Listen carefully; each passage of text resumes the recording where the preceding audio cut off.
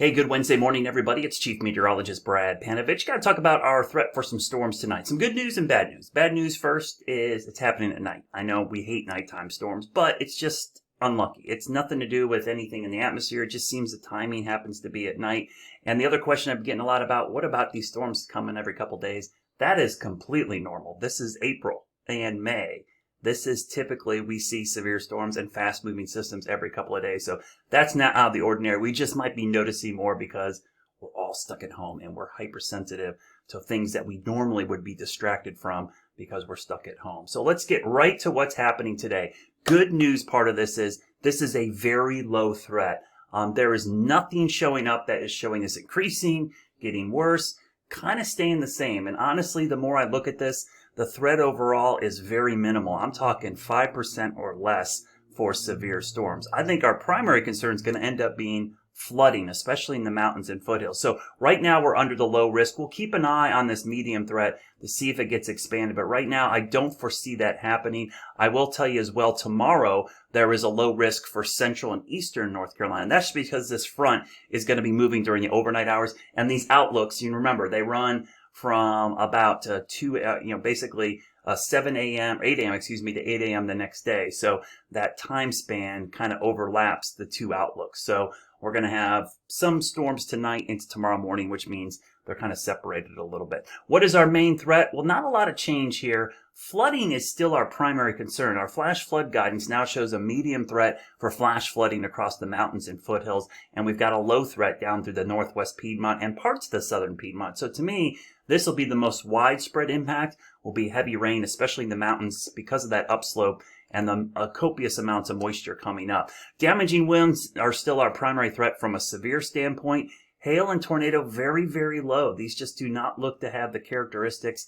They have a lot of rotating updrafts or a lot of hail. This would primarily be the wind energy being transferred down to the surface because of this very strong winds in our environment. I'm going to go back to this graphic again in a few minutes, but this is the timing still. This has not changed a whole lot. I will come back to this, but I wanted to show you a couple of things that are going on right now with some of the other parameters. Real quickly, the flood watch is up for the mountains and foothills, so this does include Avery, Ashe, Watauga, and Upper Burke and Caldwell County. There's really no difference between flash flood and flood watch. It's all the same. We expect flooding to occur in those areas. So this flood watch you can see is up until 2 a.m. Tomorrow. So we're looking at a flood threat overnight tonight through tomorrow morning. So especially this evening. I think this evening after 10 o'clock is when we'll see things ramp back up. So what's going on right now? Let's widen this back out. I'll turn the watches and warnings and stuff up. Well, let me turn that off for a second. There we go. We'll turn all this off. Here's our system. This is why I think the threat is actually not as high as we would expect, because we've got this complex of storms down over the Gulf of Mexico. This is going to move down in here. Now, why is that important to us? Because this might block some of the richer, deeper moisture from coming north. And the main wind energy is up here, moving in this general direction. So this strong front is going to move through. But this thing's blocking our moisture source, which is one ingredient needed for severe weather. And this is our primary wind energy, which is staying a little bit to the north. It doesn't mean there isn't wind energy here. It just means that split is actually reducing the ingredients coming together. If they were closer together or we had moisture coming in and the energy closer, this threat would be much higher. But because of that divergence of the two pieces of energy, if you will, it's kind of reducing our threat for severe storms. That being said, there's still going to be a ton of moisture, because one of the things we have along this front that we're not lacking is what we call forcing, which is basically lifting of the air. This is such a strong cold front that it is going to produce a line of very heavy thunderstorms and rain. It just won't have the severe element that we would normally expect. Though, the environmental winds, like I mentioned, it's windy out there today. It'll be windy all day. When you get a band of showers, those winds always get a little bit stronger. So let's focus on some of the modeling here. I'm going to go to our current conditions here again, and we're going to go in and you can see our two systems. There's our one to the south and one to the north. Let's look at some of the guidance on what's going to happen over the next 24 hours.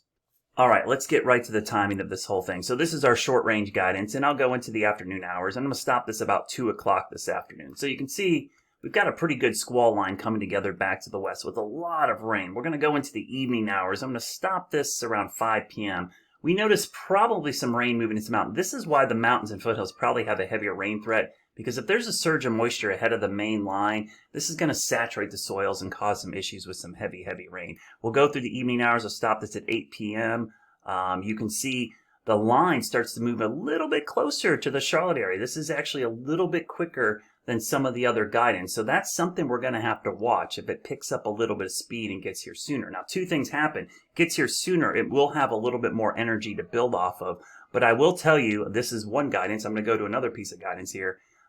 Showing the same time frame. This is at 8 p.m. It's showing it lagging a little bit farther. So if you notice, I'm going to go back and forth between the two. Let me turn off my telestrator here for a second. We'll turn that off. We'll go back and forth. So this, let me draw a line here. You see the leading edge is somewhere in here at 8 p.m. in one piece of guidance. Then we're going to go to this piece of guidance, same time frame. And I'll erase that real quickly. You can see that it's actually back in here. So it's just entering the mountains at 8 p.m. So there's a split here of several hours of the timing of this line. So that's got to be taken into account here. Though I will probably go towards this guidance a little bit quicker because it's run every hour. This is actually a newer run of the guidance. So every hour, and just looking at the way it's handled the current situation, these are things we look at in the guidance. You see how it's handled this cluster of storms to the south and north. Look, if I switch to the other guidance, it's not doing as well with those two pieces of energy. So that being said, I'm kind of leaning towards our high resolution rapid refresh timing here, though I think you should give yourself a buffer of time here on when this arrives. So this is moving in right around 8 p.m. into the mountains and then moving across the Piedmont through the evening hours. So we'll go through time here, and you can see it moving through the Piedmont as we go into the overnight hours. I'll back this up a little bit. You can see that's about 8 o'clock entering the mountains, 9, 10, 11, 12, 1 a.m., 2 a.m. So if you're looking at this guidance, it's showing the main gist of this coming in between 10 p.m., let's say, and about 4 in the morning. That seems to be the kind of the methodology we're doing with this guidance here. So let me back it up. We'll start it again. 8 p.m., 9 p.m., 10 p.m., 11, midnight, and then let me go back. 1 a.m., 2 a.m., 3 a.m. So you kind of get the idea how it's going to move across here. Now, one of the things I'm looking at is some of the ingredients we have for these thunderstorms. And one of the things I look at, and you've probably heard me talk about, is CAPE. It's one of those things, we call it the Thunderstorm Fuel, but it's CAPE stands for Convective Available Potential Energy. It sounds like a mouthful, but basically it's Thunderstorm Fuel. If you notice, there's not a ton of it. This is the thing that's so interesting about this system. This is all being driven by forcing other parameters in the atmosphere and not CAPE. So we call it a high shear, low CAPE event, where we got a ton of wind energy, but not a whole lot of CAPE. And you can see that these colors, you don't even have to know what they mean. Just know that the lighter colors, the greens and blues, are very low. If this was up in the reds, oranges, yellows, up into pinks, we'd have some big time thunderstorm fuel. There's just not a lot there. But let me show you the shear, which is the wind energy. I'll flip that on. We've got a ton of it. I mean, look at that. That stuff is off the charts. So what we're lacking in that thunderstorm fuel, we've got a ton of wind energy. That's why the wind threat is so high, because that potential of mixing down some of those strong winds to the surface. I mean, some of this shear in here is crazy. So wind energy is really, really high. So that's why the wind and rain threat is really through the roof with this compared to any other parameters. The other parameter we like to look at, and I know everyone wants to know, what about threat of tornadoes? You can never completely rule out tornadoes in any severe weather setup. If you've got a thunderstorm, there's always at least some potential. But sometimes it's very close to zero. Sometimes it's much higher. In this case, the threat is not zero, but it's pretty low. Now, that could change if we get more of that surface-based energy, or what we call CAPE. So I'm going to show you the rotating updrafts here, or what we call updraft helicity. There is some in here, but notice how it's linear. One of the things you'll notice about tornadoes, like we saw on Saturday, not that we had a ton, but those storms were individual supercells. There were 3 of them in a row that tracked like this.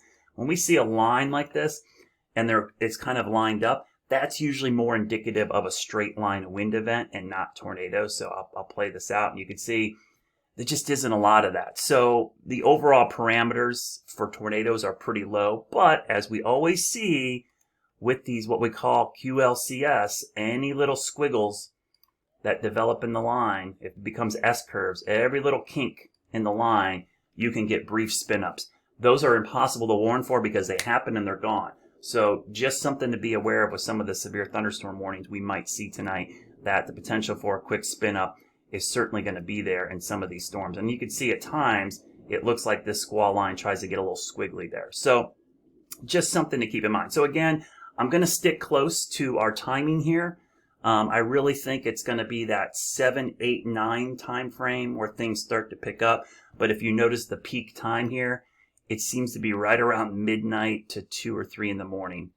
And there's the time. Midnight, 3 a.m., 9 p.m. And notice the highlights there of everything. So hope that helps you out. I am actually heading into the station this evening. I'll be there all night. We'll have you covered no matter what happens. I will caution you, make sure you charge up your phones just in case. Get our WCNC Charlotte Weather app, our WCNC app, both of them, because the alerts are great on the weather app. The streaming is great on our news app. And the great thing is if you crank this up, you will be able to hear those warnings if you get them in the middle of the night. But right now, we're thinking wind and rain. So anything in your yard that could be blown away, go out there and take care of that today. And if you have flooding or rain issues, make sure you kind of put things up or have some good drainage set up, because I do expect some heavy rain.